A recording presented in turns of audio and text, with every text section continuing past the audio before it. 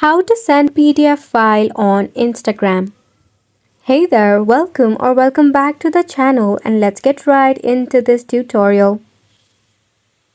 Since there is no direct way to send a PDF file on Instagram, here are some of the workarounds that you should try. So first and foremost, you can switch your PDF into an image by heading over to an image converter application, or if you have built-in, you can also convert it through there. Or the most convenient way is to convert PDF into a link.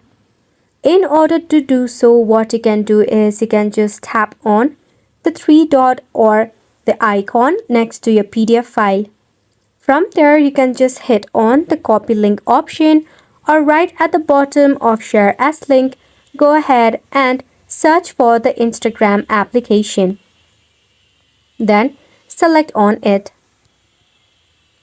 After which it will create the link that we can share through our Instagram platform.